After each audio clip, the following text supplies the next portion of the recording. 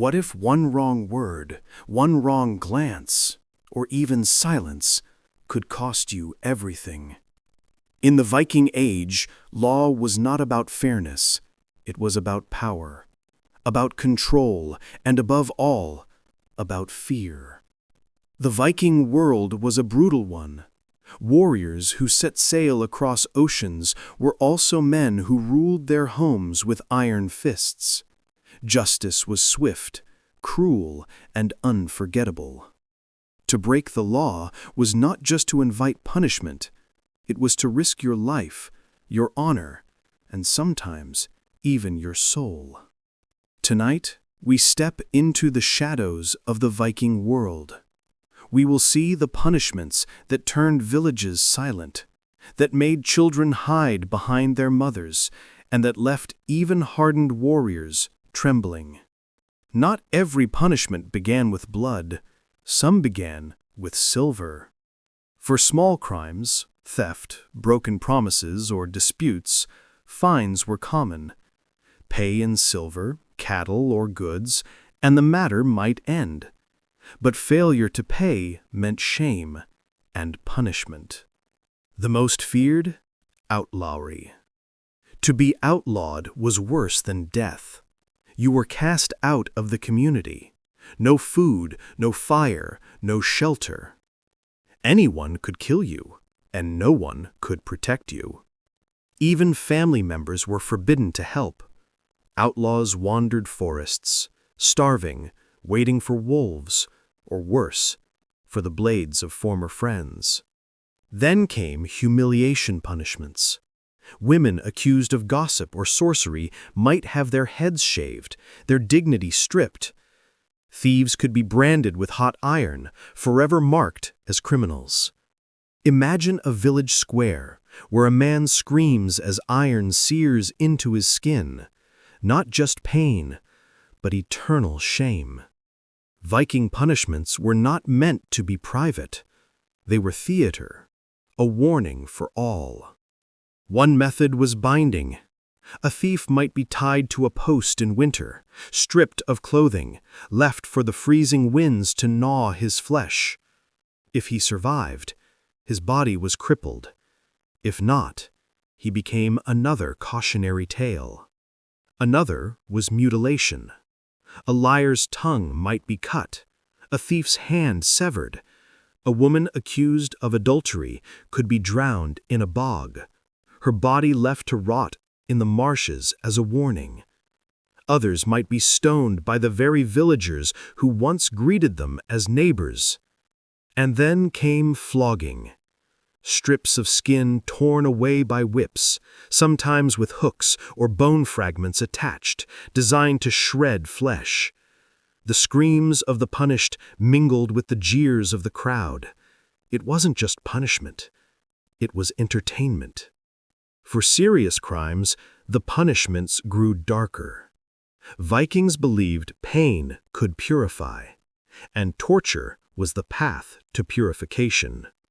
One method was the rack-style stretching, where prisoners were tied and pulled until joints popped and muscles tore. Another was hot coals pressed to the flesh. Slaves who disobeyed might have their ears sliced off, or worse, their noses removed, branding them as less than human forever. But nothing compared to the ritualistic punishments. In ship burials, slaves and concubines were sometimes killed to serve their master in the afterlife. Women could be strangled, stabbed, or burned alive inside the funeral pyre of their lord, their cries believed to please the gods. Imagine standing on a hill, watching flames engulf not just a dead warrior, but the living souls trapped beside him. Their cries rise to the sky. For the Vikings, this was not cruelty. It was honor. The most infamous punishment of all? The blood eagle. Historians still debate whether it truly happened or whether it was myth, but the sagas describe it with chilling detail. A victim, often a traitor or enemy, was laid face down. His ribs were sliced from the spine, his lungs pulled out, spread like wings. Some say salt was rubbed into the wounds. And through it all, the victim was expected to remain silent. To scream was dishonor. Whether real or legend, the blood eagle captured the essence of Viking punishment. It wasn't just about death, it was about spectacle. It was about terror. It was about turning the human body into a message carved in blood. Not everyone suffered equally. Women and slaves bore the worst.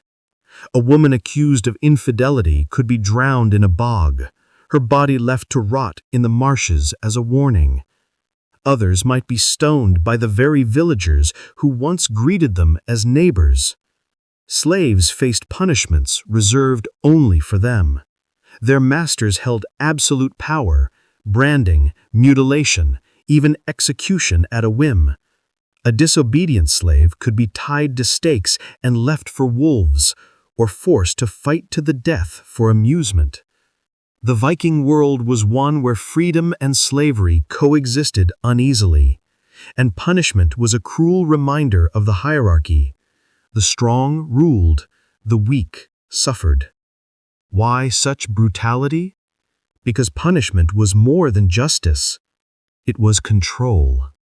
Villages were small, word spread fast. One execution wasn't just about the criminal, it was about everyone else who watched. The fear lingered, the nightmares lasted. Children grew up knowing that even a whisper against authority could lead to torment. The Vikings mastered not just the sword at sea, but the art of fear at home. Every brand, every flogging, every mutilation carved terror into the hearts of the living. This was psychological warfare, control through pain, obedience through terror.